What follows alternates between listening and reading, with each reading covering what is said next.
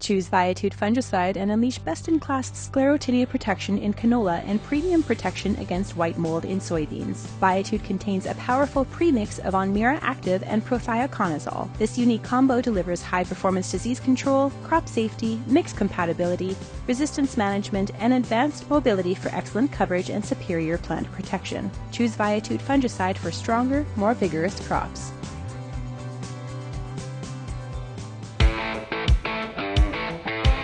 It's time for RealAg Radio on Rural Radio Channel 147 on Sirius XM.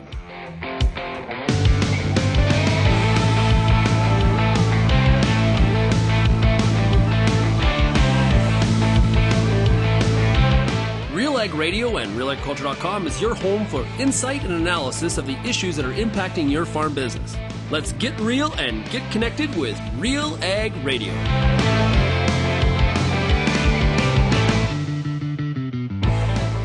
Welcome to Real Ag Radio here on Rural Radio Channel 147, Sirius XM. It is Thursday, May 23rd. I am Lyndsey Smith, and yes, if it's Thursday, it's time for the Farmer Rapid Fire, brought to you by Pioneer Seeds Canada. We've got a fantastic lineup for you today. We're going to start in PEI. I'm going to practice saying Antigonish. I'm not saying it right, but I'm going to practice. So we're going to talk to Ryan in PEI. We're going to hop to Ontario, talk to Brianne, go to Manitoba to talk to Jason, and then end up in Saskatchewan talking to Jake.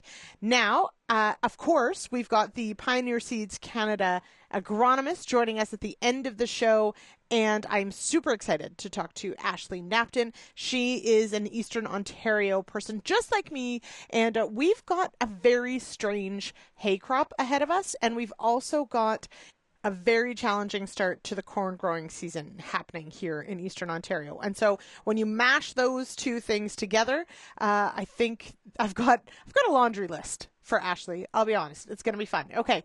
So super excited, of course, for the Farmer Rapid Fire.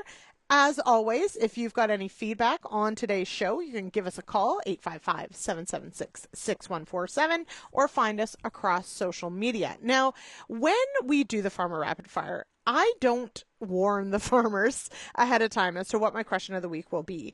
And but you're going to get a little sneak peek here. I do ask, and I would love to know your answers, and I'm excited to hear the farmers. What is your least favorite piece of equipment to fix? Now, we do have a dairy farmer on today. I don't think that they would use a gutter cleaner, but I will have to put out there, any haying equipment. And full disclosure, I am not touching this equipment. I do not fix things. That is not my jam. I'm relatively capable on a couple fronts, but farm equipment is not something I'm ever going near. So that's full disclosure on my part. I will tell you from the perspective of the person who has to pay the invoices that come in and also deal with the stress of having any equipment that's down at that key time of year. Anything to do with the haying operation is super stressful. But we also have an old bank barn here on the farm. And for a few years, we did in fact use the gutter cleaner and the gutter cleaner chain. And oh my gosh, if I ever have to use one of those or have it break or have to have it fixed ever again, it will be too soon. Putting that out there. Anyway, I'm excited to hear what the farmers say. If you've got some feedback, please let me know. This is one of those things that, of course, is inevitable. We always hope it doesn't happen, especially at those very busy times of year. Nothing breaks when it's sitting in the shed, right? Well, without further ado, let's hop to our first farmer on the Farmer Rapid Fire. Let's head east. All right, joining me now, we've got Ryan McCarron. And Ryan, I'm going to try this. Antigonish, Nova Scotia? Yep, no, that's pretty good. That's close? Okay, I'm getting better. I've been practicing. We might drop out the T in there and kind of just say it in a more slurred way, but yeah, so no, that's good. That's how you're supposed to pronounce it. Okay, I'm getting closer. Okay, so it is here. We're getting on into May, end of May almost. What's keeping you busy this week? I hope it's planting.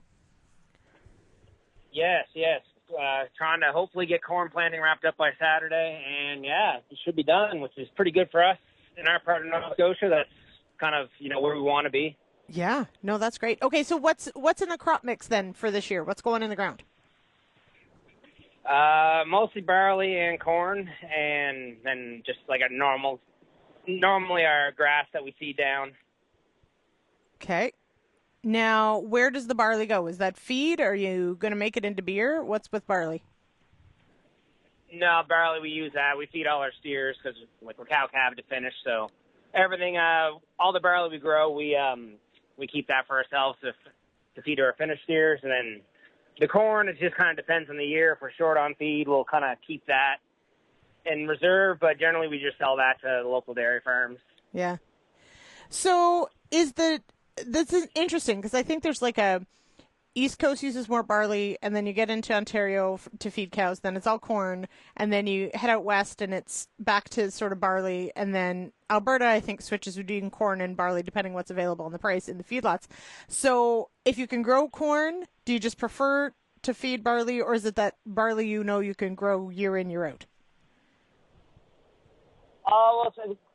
We can grow. I mean, corn is good for the energy value, and I mean, there's no real preference on my side about what I feed. Just generally, that corn is more. There's a little bit more money and tons and acres for that, so it kind of generally it's a little bit easier. Like dairy guys want corn, so then not as many people want to feed barley in their ration, so it just kind of works out better for me. And we sell like a lot direct to consumer, so it's kind of like a little marketing thing. We say we're not feeding GMOs, and not that I have anything against it. It sells. So we say we feed barley, it's grain fed, and people just don't seem to care as long as it's not corn, even though that doesn't make any sense. But I'm not there to educate. I'm there to make money. So yeah, there's nothing wrong with that. And if corn, and if you've got a market for the corn, then heck, why not? Absolutely. Yeah. No, that sounds good. Now, and of course, cattle markets have been good. Have you been on the good end of that? Because if you've got feeder cattle, does that mean you've had to buy in really expensive steers, or have you done okay on that end? Well, yeah, we have our own cows, so like we kind of haven't been buying in feeders. Everything that we kind of grow is for our feedlot is stuff that we raise ourselves, so we're kind of like not in the buying market. We're kind of outside of it all. So nice. Anything that's surplus that we don't sell direct to the consumer goes to Atlantic beef products. So we've actually been pretty good. It's kind of a little slower, longer model, but yeah, I'm not kind of also exposed to the high feeder cattle price risk from buying in. And I kind of can just it's been good the last couple of years for sure. Yeah, it's interesting in that when you're cow-calf all the way to finish, which it happens, it's not maybe as common, you don't necessarily always get to participate in the great highs of selling real expensive calves, but also you don't have to buy super expensive steers either, so that's okay too. Yeah, and that's kind of like, a couple of years ago, we kind of made the switch to going to more cow-calves to finish. And it was more like then when prices weren't high, it was a way to kind of protect our risk the other way. Like you kind of got your best value when the markets were low still by finishing your steers. So it still kind of went that way. And I know other people will probably say, like, well, you can buy steers cheaper then too. And there is probably a bit of risk that, but we still don't have to put the money out any time to buy in feeder steers. Like the best time, like we don't have to ever churn out any money. It's a little slower. You kind of take a hit the first year you do it because you're not really selling anything. And then after that, it's kind of like double money. Like you're always getting the double for that calf crop. It's going to be double what you would at the feeder sale. So it's kind of, and you don't have to worry about like, we got a pretty good relationship with Atlantic Beef Products when we're selling that to them. So like they kind of let us know the price ahead of time. You can still talk to the order buyer. So that part's really quite nice. And the rest of it's kind of our local markets are kind of going crazy where we're hardly getting to the point now where we don't have to put any actually to Atlantic Beef Products. It's just kind of going all through our own local market. So that's been really good. Yeah, that's super cool. So is that, who handles all sort of the marketing and the customer service side of that? Is that you or is that somebody else in your operation? Oh, that generally goes mostly to my wife. I do help too. Like we're moving a lot of beef or taking it to like the city or Sydney or something like that. Like we'll both go together. We both take orders and calls, and then she kind of, like if I'm in the field, if I'm doing something else, she's kind of more around the home yard, so she kind of handles a lot of the orders on the day-to-day stuff. With the restaurants and people that just want to drop in, although we don't really do, like, we don't have people drop in. We kind of have an Amazon model where, like, people call in, they put an order in, then we're pretty close to the local town, so then we can just easily drop it in instead of trying to have people coming random times and trying to pay someone to, like, man a storefront. So that kind of keeps the cost low and kind of makes more margin for us. So it's been good. Yeah, it's the direct selling can have a lot of benefits, but it also has potentially, anyway, a lot of time tied up in doing things like that. So you really do have to figure out that model of how you get everything done and keep it streamlined. Yeah, and that's where it's been kind of good. Like, everyone puts their orders in, so like, you don't ever have to worry about that. Like, we can kind of make a plan on our schedule, which is really nice. So then it's like, well, we know the evening we can run in 5 orders to town, so that's a lot easier. And then instead of just trying to have someone there going, like, running, at all hours of the day, you can kind of just set, no, we're doing it this time, and that's that. So, and people like that too, because everyone's kind of like that anyways now. Everyone's used to getting packages delivered to their storefront via Amazon, so kind of just, they're kind of already trained for that model, so it kind of made it easy. Yeah, that's a good way to put it. They're trained. They're accustomed to that model. Yeah, I think so. Okay, like they're all trained to the bunk. Yeah, exactly. No, that's pretty cool. So you've got like an online store, or do you do it all over email? No, it's online. We have like a website, and mostly a lot of the sales go through Instagram and Facebook, and then like all the social media stuff. Like, my wife's really good at that, so she puts everything on there, and then then people they can either order through there, they can call us, go to the website, and usually 90% of it comes through an email order. But then if people want to call us, put an order in, we can still do that. So Cool. No, it looks pretty good. Yeah. Sometimes I wonder where we'd be without social media, and sometimes I think it'd be great, and other times I think there's a lot of buying and selling that happens through social media. So it's a pretty cool tool. Time goes so fast on these things. So this week, my question, what is your least favorite piece of equipment to have to fix? Oh, geez, I'd say all of it now. That's my answer. Like, just because, like, we got a lot of older stuff. Like, I think it just depends on the season right now, and I don't want to jinx myself, because I actually have been having a pretty good spring with breakdowns. But, like, I don't know. I think it depends. If it's easy, if it's outside, it's probably, like, something like internal with hydraulics. Anything with hydraulics is usually oily, and it's a mess. Yep. And you got to get, like, in amongst, like, something underneath the tractor or an engine or transmission that you got to fix that kind of stuff. Because you're always going to be just a dirty job, and the second you just have to get dirty to do it. So probably anything to do with hydraulics. So my vote is always any of it. So, but it's interesting to hear what everyone's very least favorites are. And yeah, I'm with you. Well, that would be my answer too. Would be all of it when it breaks down. It's usually like precipitated by a lot of like screaming and hollering and calling it useless, and yes, and then saying I'm never going to buy it again, or I'm just going to get the custom guys to do it again. Then I just go to the next year and I end up doing it all again myself and patching it up. But yeah, we have good memories, but short. Let's put it that way. All right, Ryan, I'll let you get back to planting. Good luck this week, and thanks so much for joining me here on the Farmer Rapid Fire. No worries. Thank you, Lyndsey. All right, we're going to take a quick break here on the Farmer Rapid Fire, brought to you by Pioneer Seeds Canada, and I'll be back with our next stop over in Ontario right after this.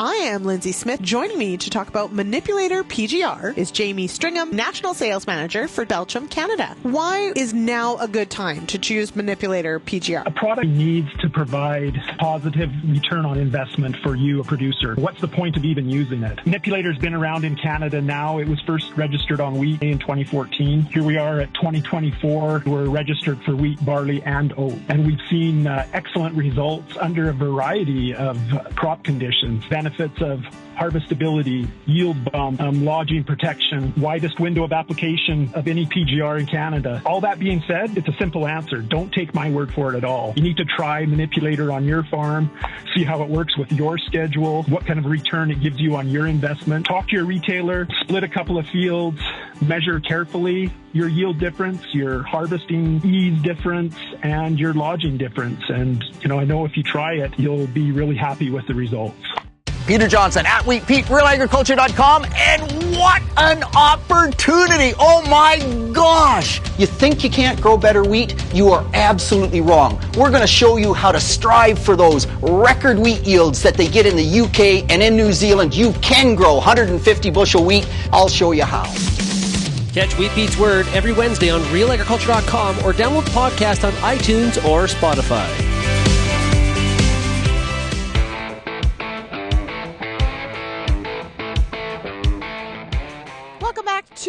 RealAg Radio, and of course the Farmer Rapid Fire, brought to you by Pioneer Seeds Canada. It is May 23rd, somehow, I'm not sure how, and I am your host, Lyndsey Smith. All right, we go now to Brianne Brown out of Yarker, Ontario. Brianne, we're catching you in the tractor, so thank you for joining us here. What are you putting in the ground today?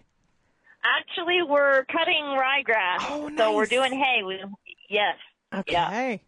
So now, is this early? We've had such a bizarre sort of. This is spring. early. This is early for us to be doing. Yeah, for us to be doing hay forage in May is early. We actually have some first cut grass laying out for dry hay too, which is insane. So we're pretty excited. that is insane. Wild. Okay, so now, how early do you think it is? Because I'm looking at my front field, and ours is like it's a grass alfalfa mix, and the grass is heading, but the alfalfa is nowhere near ready. So we're just going to have to cut based on the grass, I think. But that's fine for us. We're not dairy people. But yeah, how advanced was the hay? Well, I mean, like we have a field of new seeding alfalfa we put in last year, and as soon as we're done this ryegrass, we're probably going to be moving into it because we don't want it. It's going to, I bet if we give it another whole week, it'll start to bud out. Wow. So and it's very rare for us to be doing this in May. Like we kind of have a general rule of thumb that if our corn's going in the ground May 2-4 weekend, we're doing really, really well, and our corn is going in this week, but I mean, hay is never on our radar when we're planting corn. So. Absolutely. Yeah. Now, is rye as forage new for you, or is this something you've been doing for a while? So this is a ryegrass, and so this is like an Italian ryegrass, and so we've done this before. We've done it for a few years, not every year, but like we've grown winter triticale. We've done things like that. I mean, we also have some fall rye that we planted that, depending on how things looked, we were going to chop it at flag leaf stage. But because everything else looks so good, we're leaving that. It's actually in head now, so we're going to combine that. So my husband is a big forage guy, cover crop guy, and so we've experimented with cover crops and different things to take advantage of the spring moisture, because we get into July, late June and July here, it can get very dry. And so we really try to push that first crop and try to get stuff off, late May, early June. And then we typically have a pretty good third cut here because we start to get a little more moisture towards the end of the growing season, but middle of summer can be pretty dry here.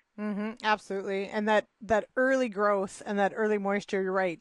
Some of these, fall seeded, like you said, like winter triticale, these sort of things, like they take off in the spring and can really make a lot of feed. Oh, absolutely. Yep, and so we try to take as much advantage of that as possible, and we've also started, this year especially because it's so expensive to grow, we're cutting back our corn acres, and we're going to rely a little more on sorghum. We've grown sorghum for years and Sudan grass, and we really like it because it does well in the heat with a little less moisture. It's a lot more forgiving than corn, and so we do some of these things, these crops, like the fall crops that we get put in, and we can take them off, take advantage of that spring moisture, and then we can go in with a sorghum behind it, and we really, really like that. Yeah, now sorghum stand, that's one of those ones though you'd want to put it in later, so this works out well. When is your ideal time that you usually put that in? So that's there's my phone's beeping on me there. This is my husband's area of expertise, but I mean it's early yet for sorghum, obviously. So what we're thinking on this field of rye grass that we're taking off now, we're going to come in, and because of how our barn is set up, we're a sand-bedded tie stall, which is not very common, and so we have a lot of dry manure all year, and so we're going to come in and use this field for spreading manure, and then we'll work it. We're mainly no-till, but then we'll work that manure in, and we'll come in later and put the sorghum in on it. I think it's his plan. He changes it regularly. Well, okay, but you're allowed. Definitely, especially when you're balancing this many different types of forage and growing seasons and what they do well. Yeah, that's a lot of moving parts. to figure Well, out? and we have found the last few years, it used to be, at least in our, and I mean, we're small potatoes, especially compared to people out west. We're very small potatoes. So I mean, we have found, especially in the last few years, that we have had to be efficient and effective and cost effective. We've had to be more fluid with our cropping plan based on weather patterns, whereas, you know, years ago when we were just starting out, or when I was a kid, you would sit at the kitchen table in the wintertime, you know, and you'd have your soil maps out, your soil tests and everything, and you'd come up with your cropping plan. And I mean, that was the Bible. Yeah. And we have found that practice isn't necessarily effective and efficient anymore. We've had to be more fluid and I mean, two biggest factors in that is, I mean, the volatility in commodity markets and input costs, and then the weather patterns. Yeah, for sure. You know, it also, though, I mean, we've got some really great options. Maybe more options than we used to, as far as annual forage or, you know, these in between or cover crops, those sorts of things. So, do you have a favorite? Has the ryegrass impressed you, or ryegrass is a big favorite here. We really did enjoy the year we did the winter triticale. It did really well for us. We're really big fans of oats and peas because it's cheap, very forgiving. I mean, like, we've gone in after harvesting some cereals and things, and we'll put that in. And I mean, we can, you know, you get a really nice crop of forage. Like, if you're getting to the end of the season and you're like, oh, I'm going to be short, I mean, you go in with that. I mean, I remember one year we round baled some oats and peas in November. I was at the Royal and my husband was round baling, and it came off at 26% protein, and the cows milked incredible. So on that. So, you know, if I was really going to, and I mean, oats and peas isn't anything new, flashy. I mean, it's been around forever, but it's a really good Old Faithful for us. Yeah, for sure. And, you're right. I mean, it maybe isn't the fanciest, but if it works, that's okay. That's exactly. If it's not broke, if it ain't broke, don't fix it. Exactly right. Now that segues perfectly. It's like you knew. That it segues perfectly into my question of the week, and I know it's a sore spot for a lot of people, but it is the busy planting season. Breakdowns are inevitable, unfortunately. Touch wood. And so I'm asking people, although it doesn't need to be a field equipment, but my question this week is, what's your least favorite piece of equipment to have to fix? Oh, that's a really good question, especially when I have a blown hydraulic line on my disc line right now, so I can't lift it. Yep. Oh, that's a really oh, gosh. Probably the baler. Yeah. Just because we do so much with it. Like, we actually don't because we're really a two-man operation for us. I mean, and some people are going to, when I say this, some people are going to, like, get their pen and pencils out and go, she's crazy. But when you look at manpower and the amount of feed we can get put in and how quickly we can get it in, and most importantly, the quality of it, we actually do not do any haylage. We do have our own ag bagger. We don't use our tower silos anymore. So, but all of our forages except corn silage are baled and wrapped or done dry. And so that baler is like it's a lifeline. And so when it goes down, we're screwed. Yep. So that would be probably for me, and not necessarily from a technical standpoint of having to fix it, but just because of how crucial it is to our operation. Yeah, absolutely. No, I hear you, and I feel your pain. The haying window is just, it's so small. And so any of those hang-ups really can hit you. Okay, I like it. And touch wood, it's not something you have to deal with. But we'll see how it goes. Thanks so much. Yeah, all right, Brianne, I'll let you get back to cutting your ryegrass. Have a wonderful day. Thanks so much for joining me. Thanks. Bye-bye. Bye. I'll be back with more of the Farmer Rapid Fire, brought to you by Pioneer Seeds Canada, right after this quick break.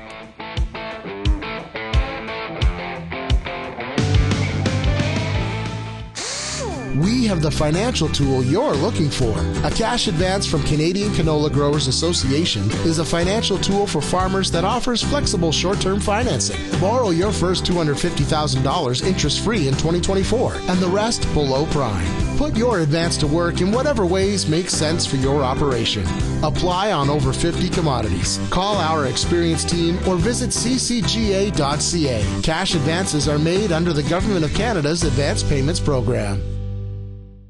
Canola is more than just a pretty face in the prairie landscape. It's a big business, both here and around the world, that requires you to be informed and up to date on everything it takes to grow a successful crop. The Canola School on RealAgriculture.com has an expert library of video resources covering markets, agronomy, and more to help you grow a healthy and profitable canola crop. Visit canolaschool.com today. Brought to you by BASF Canada and Invigor Hybrid Canola. It's summertime, and you've got a lot of important decisions to make when it comes to your corn crop. Let the Corn School on RealAgriculture.com help guide you through those big decisions with input from leading experts in the field. If it's spray timing, disease identification, or any other field issue, the Corn School's got you covered. The Corn School on RealAgriculture.com, brought to you by BASF and Pride Seeds.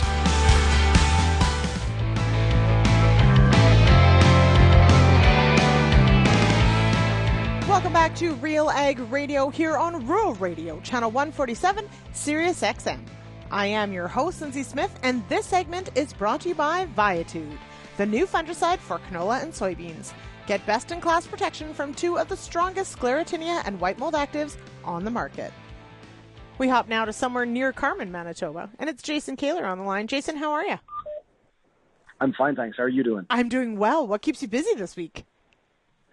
Well, we've been fortunate enough to get back in the field. We've had some rainy weather, and so we started rolling again Sunday afternoon. And we're just trying to pound in kind of the last acres of C24. Okay, so not late then by any stretch, but certainly it's maybe been a bit of a start and stop for some in Manitoba. Have you guys been rolling right from the get-go, or how has this seeding season gone? It's gone absolutely fantastic. We have had to start and stop. We've been seeding for close to a month now. We would have started, I think it was about April 24th, so close to a month. And so we've gone and we've had rain events pretty well every week, which, you know what, Lyndsey, is just fantastic. You know, after last year, I will never ever complain about rain again. There's something about a drought that does certainly make you thankful, even when it gets a little too wet, that it's like, you know what, that's okay. Yes. Yeah, we can manage. You know, the majority of my career, it's always been wet, you know, and my dad always said, never complain about rain. He said, at least if it's wet, you've got hope. And I now know what he means. Yeah, you kind of get it now. Okay, so over a month, what all has gone on the ground? What crops do you all grow there? Well, we've got our potatoes are in, our wheat, oats, and barley are in. I'm working on canola, finishing up canola, and we're working on finishing up corn. Okay. As well as just a couple of quarters of ryegrass are going in here with the canola at the same time. Okay, yep. Now, canola, is this late for canola? Or you're happy with when it's going in? Conditions are good, no big deal, or would you rather it in sooner? No. Conditions are really nice with the moisture we've had. We're able to make a nice seed bed. I think I always aim for around the long weekend in May for canola, so I think this timing is just perfect. Yeah. The long weekend it feels like it was really early, and I mean, I know it kind of was, right? But it sort of has skewed my whole perception of May because it feels like it was too early. Well, it feels like it was just the end of April, and now we're almost the end of May. I don't know where May's gone, but I guess we've had fun. I don't know. Yeah, exactly. All right, so you grow potatoes, which is, you know, that it's not rare in Manitoba, but it really does only happen in a couple spots. What is your rotation with potatoes? Like, is it 1 in 4 years, 1 in 3 years? What does a potato field look like? Yes, so we run our 1 in 4 rotation on our potato acres. We always follow our potato crop with corn. What we do is we sow rye in fall after the potatoes to get a cover going. Potato fields are always kind of black. Mm-hmm. So the rye usually covers that for the winter. And then we zero-till corn into our potato fields. And then following that, we would grow probably canola, and then following that probably wheat, and then back to potatoes again. Okay, cool. Now, okay, so usually potatoes, lighter ground. Do you have ample? We're very light. Yeah, I was going to say, do you have ample supply of lighter ground, or are you really limited to certain fields for your potatoes? No, I would say, well, the focus of our farm has always been to maintain and acquire the lighter soils. So because we've been potato growers, so yeah, the majority of our acres are on the light side. The few fields that we have that are a little heavier, I call them heavy. My friends that farm heavy land laugh at me and say they're light. Yeah. So I guess it's perspective. But we're mostly a pretty light soiled farm, light to sandy soils kind of a farm. Yeah. Yeah, for sure. It is always relative, right? So exactly. Your heavier ground is heavy for you. Yeah. Exactly, right. And there is lots of acres of light land around here in Manitoba. I would say the limiting factor here is getting water to the land for irrigating the potatoes. Yeah. Yeah, for sure. Now, I noticed in your mix you don't have any, I didn't hear soybeans or edible beans. Is that something that you have grown, or do you grow, or do you avoid those? We have grown both in the past, soybeans and edible beans. We've kind of shied away from the soybeans in the drier years. With the lighter soils, I would say we need rain in August to achieve any kind of decent yield on our soybean acres. So we've kind of shied away from that. If it turns wetter again, we might go back to it. Edible beans we've grown for many, many years. I guess I'm getting old. I don't know. I don't need quite as much challenge in September. September is our potato harvest month. So kind of backing away from the edible beans as they need to be harvested the same month. So just trying to streamline the operation a little bit in that regard. Mm-hmm. Spreading out the workload is not a bad idea. I'll be honest. No, there's always enough of that to go around. Yeah, exactly. So that works. And you're right. Soybeans, as much as they might be easy to go in the spring, if it doesn't rain in August, they're a real disappointment. Let's put it that way. It can be, yeah. Yeah. So and we've had some great soybean crops, but if you don't get the rain, they can be a bit disappointing. Yeah, for sure. Absolutely. Okay, very cool. Okay, so pretty much everything's in the ground, which is super exciting. What will be sort of the next? Like, do you get a bit of a lull before you have to start spraying, or what will happen sort of next on the fieldwork list? Next on the agenda is spraying. Our sprayer is starting to roll already. We're burning down some of the corn we seeded, and we're getting to where we're going to see emergence on our potatoes, so we're going to have to get them burned down here in the next few days. We're expecting rain again on Friday, so the guys are busy spraying as much as they can with the wind today and tomorrow. Trying to get caught up before it rains again. And then I guess next week we'll look at moving into herbicides on our cereals. And then probably right after that, the guys will start dammer diking potatoes, and we'll look at starting to put anhydrous on our corn once it's up. And so, we won't run out of work in the foreseeable future here. You really won't. No, absolutely not. Now, that brings us to our question of the week. And I have a feeling, compared to some, your answer might be different. Touch wood, but what is your least favorite piece of equipment to fix when it breaks down? Oh, there's no equipment that's fun to fix when it breaks down, but probably my least favorite would be I'm going to say working on potato machinery. Our harvesters in particular, is when they do break down, which isn't often because we have a pretty rigid maintenance schedule. When they do break down, they tend to more or less implode. That's serious. And so it can be a bit of carnage. Yeah, it can be a long fix or a time-consuming fix when you do have to work on them. I would say that's probably my least favorite. Yeah, no, that makes sense. And as you mentioned, September is busy, and so a lot of pressure during that time as well to keep going. Yeah, and we've got if the harvester goes down, you've got a lot of people standing because the harvester isn't moving, so that adds to the stress of the situation. So that's maybe it's more the stress of the breakdown even more than the actual breakdown itself. Yeah.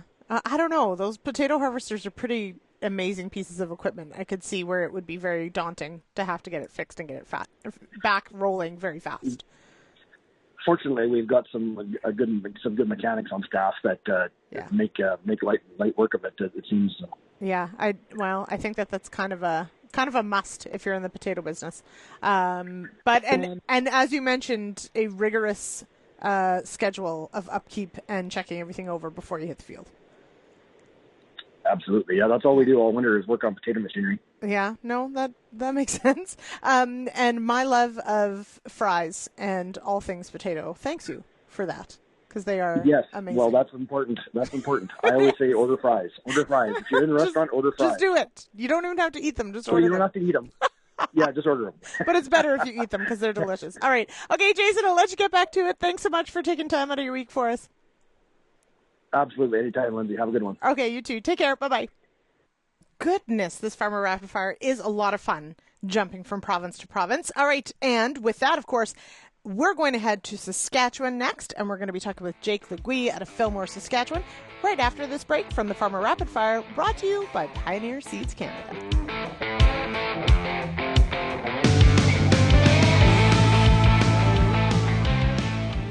Dad, we missed the window for a PGR in our cereals. Why didn't you add it to the herbicide? What? With Manipulator PGR, we can apply as early as one tiller. Just add it to the herbicide, no separate pass. Don't miss out. Manipulator PGR is proven in wheat, durum, barley, and oats to shorten plants and even out the main stem and tillers. This results in reduced lodging risk, improved harvest efficiency, and increased yield. Talk to your crop protection retailer for more info and to confirm acceptable tank mixes.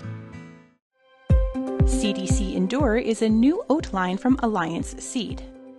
High yielding with excellent disease resistance and the quality end users ask for, all in one great oat variety. CDC Endure provides the high beta-glucan levels to make heart-healthy products like breakfast cereals. For more information on CDC Endure oats, as well as any other products from Alliance Seed, check out allianceseed.com or visit any Alliance Seed authorized retailers.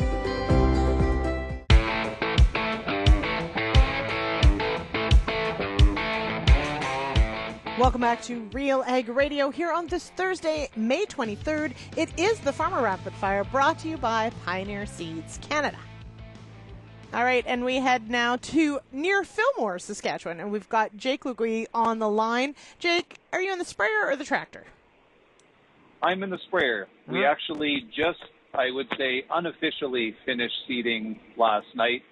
We'll be seeding low spots and, little things like that we've missed along the way for the next month or so probably, but we can sort of say that we're done seeding. So pretty excited about that. Okay, that's kind of exciting, I'd say. Are you going to have any sort of celebratory fireworks and or big dinner and or no, everybody just get back to work? Well, there won't be any fireworks, but yeah, we will have a little get-together for the team here at on the weekend here. We've been kind of bad for not doing enough of that in the past, and it is worth celebrating the wins, even if they're wins you have every year. Well, I should also say that we don't always finish seeding in this area, so we've had our occasions where we haven't, so it's worth celebrating. Yeah, I think so too. So that's awesome, and congrats. That is a big deal, and that's pretty cool. So you're on the sprayer. So is this? Do you have most of your fields to cover, or what do you have to get done on the sprayer? Yeah, we're just getting going with in-crop weed control here. So some of our early durum is ready to spray. So we're just getting going with that. Okay. So what else is in the lineup for cereals and other crops? What do you all grow? So we grow, this year we planted durum, hard red spring wheat, canola, large green lentils, and flax. Okay. And are the lentils, large green lentils, is that usually your pulse of choice, or does that switch out year over year? We've been growing large green lentils for quite a few years. They tend to do well in this area. We get the right weather in the fall, usually. Just price point wise and management wise, they're a good fit for us. We have grown yellow peas quite a lot in the past. We've kind of started to step out of growing that crop. We just struggled to get enough yield to make the math work on them. So, yeah, it's a tough one. And did you say flax? I did. Yes, flax is one of our crops. So, yeah, it's the prettiest one in the summer. It very much is. I was just gonna say, everybody always goes, all gooey-eyed for yellow canola, but flax is far prettier. There just isn't as much of it. That's all. Yeah, flax does have that really, kind of amazing appearance when you're coming across a large field from a ways away. It kind of looks like a lake. I think it's the best looking crop out there. Yeah, I agree. Now, the flax market, though, that's one of those ones that you might have it in the bins for a long time. Is that still true, that you have to be ready to store it if the market goes against you? On our farm, we always move out the entirety of the crop every year, but flax is definitely one of the more challenging ones in terms of movement. Sometimes it's a little bit slow to get going on contracts. Specialty crop buyers and that sort of stuff can be a bit more challenging that way, but it's it's just one of our crops, so we can manage around that. Yeah, for sure. Now, conditions wise, how has the seeding season gone for you as far as rainfall? It's been pretty kind to us for the most part. We started extremely early. We started on the 15th of April, which is, we've never done that before, but it sounds like, early seeding like that can turn out, especially for the cereals. And that's what I'm spraying now because it's big enough. So I guess so far so good on that. We have gotten a couple of rains during seeding, not as much as most areas, but that's okay. We started off with surprisingly good moisture in the ground. We've had about 1.5 inches over the course of the last 3 weeks in a couple different rains. So pretty ideal, really. Right now, we're just pretty happy with where things are at. What was last season like? Well, this is a very different seeding season than last year. We started almost a month earlier this year than last. Last year, I think we started on the 10th of May and finished on the 10th of June. It was very difficult to get the crop in the ground. It was very wet, lots of snow, lots of rain. So we're off to a much better start this year. The weird thing about last year was once we finished seeding, it rained a couple times in June and then stopped and got hot. So it kind of cooked the crop a bit. So we're in better shape to protect against that this time around. No kidding. It was not a kind one last year, that's for sure. No thanks. Okay, that brings me to the question of the week. And my question is, what is your least favorite piece of equipment to have to fix? Well, I might, I don't even know if I'm allowed to answer this because I don't do a ton of fixing on the farm. My brother-in-law Eric does, but I don't know. I mean, I guess I would probably lean towards tractors, mostly just because hydraulics always seem to be buried underneath cabs and, pinched in hinge points and stuff like that. It always seems like you end up really dirty anytime you need to do anything on a tractor. Mm-hmm. So it's interesting. It's you're not the only one who said hydraulics. Just a little sneak peek there. So there's that. But it's also, we have our RealAg shops. We have a shop series, and one of the things I noticed in all the shops we've toured, for the most part, having your own way to fix hydraulic hoses, make new hoses, that is, like, every shop has it. In that I think sometimes we underestimate how important it is to have hydraulics that work and can be fixed quickly on the farm. Yeah, they're miserable things to work on. We don't actually have that in our shop, but we're only 25 minutes from Weyburn, so usually it's not too bad. If we need to get an end repaired or replaced, it doesn't take long to just run in there and get it done. But I could definitely see some benefit to having it on farm. Yeah, exactly. Well, I think, and there's also a benefit to being that close to a decent sized center that can help out. So that was smart of you. Yeah, I sure am glad my grandparents planned that out for us. Isn't that kind of them? Really, just go with that. It was foresight for sure. I mean, they could have planted the farm, 20 miles to the west in the heady clay, but I guess at least we're close to a decent center. Yeah, exactly. That's. I actually, it is something that I find kind of fascinating. If we think about, for the most part, people don't move their farms, right? Not saying never, but it doesn't happen a lot. And so, we're often farming what our grandparents or great-grandparents chose as where they stopped. And sometimes I wonder what life would have been like if they just stopped exactly that, 20 miles further west.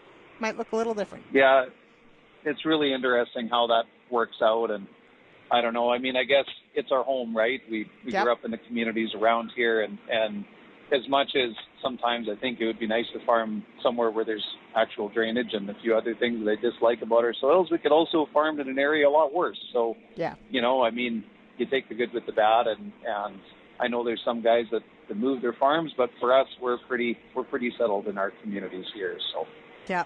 No, that's fantastic. All right. Well, Jake, I'll let you get back to it. Thanks so much for taking time out of your busy day. I do appreciate it. I know it's a wicked time of year, so there you go. And I hope the growing season is much kinder for the next few weeks than it was last year. Thanks, Lyndsey. That sounds good to me. All right. Okay. Take care, Jake. Thank you. Bye-bye. Bye.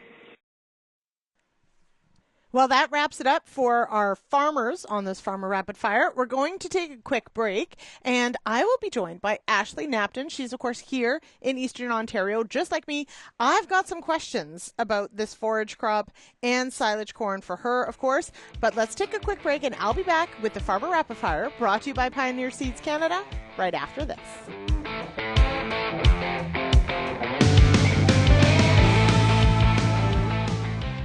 Choose Viatude fungicide and unleash best-in-class sclerotinia protection in canola and premium protection against white mold in soybeans.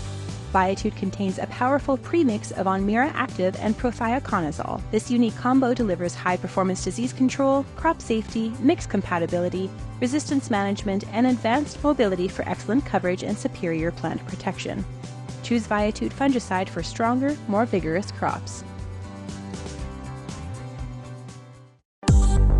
I'm Lyndsey Smith from RealAgriculture.com. Join me Monday nights for The Agronomist, a 1-hour live and interactive show broadcast across YouTube, Facebook, and X. Monday nights at 8 p.m. Eastern, I host expert agronomists from all over the country to give you answers to some of the toughest agronomic questions. Join us live or catch the replay Tuesday morning. That's The Agronomist with me, Lyndsey Smith, Monday nights live at 8 p.m. Eastern.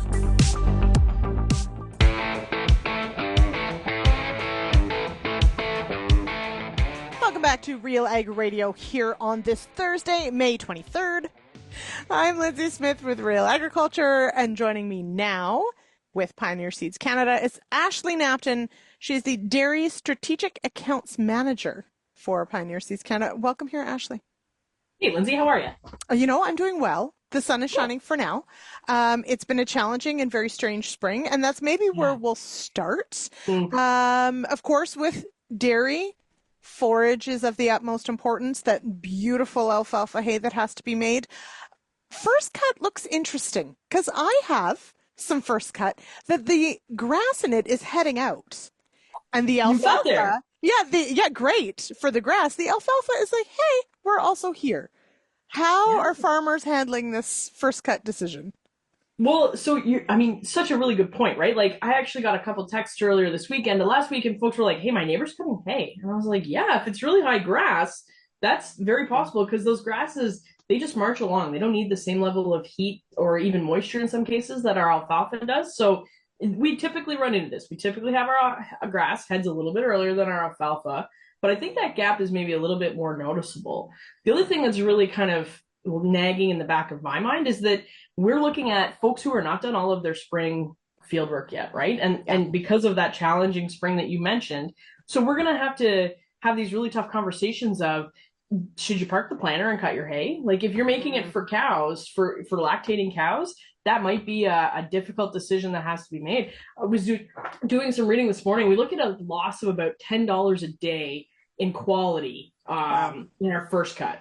And so that's pretty significant, right? When we look at that per acre or that's per ton, I think, losses, that's really significant. So we need to have that conversation with our nutritionist, with our cropping team to say, you know what, for the longevity of our season or our milking herd, we should be taking this first cut exactly when we need to, especially to set up our second and third cut as well. So, yeah, I guess that's my real point on this question for sure is first cut, it's great. It's great feed.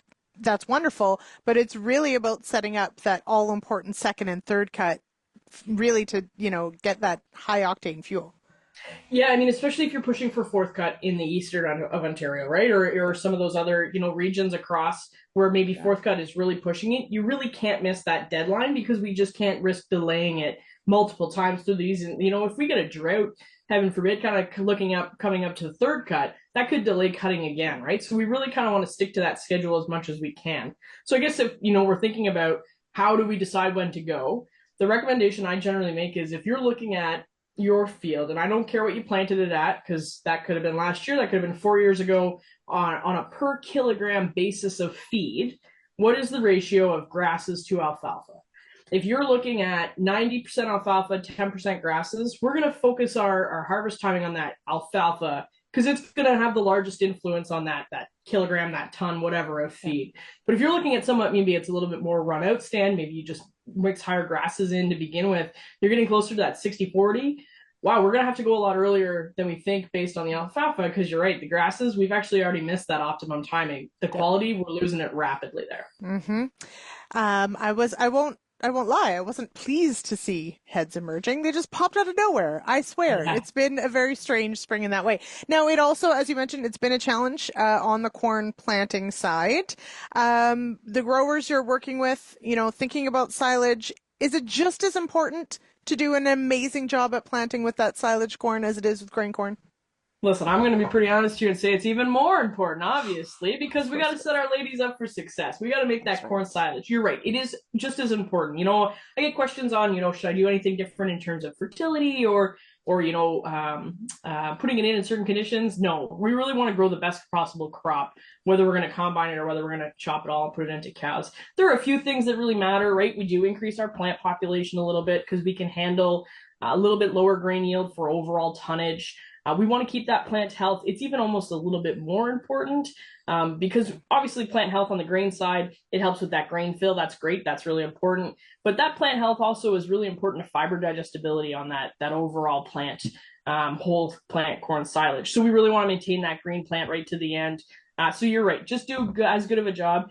Certainly challenging this year, right? Don't be running around and slapping it in the ground. You're going to pay for that later. So make the right decision, put it in good quality, and we'll get it done. We always do.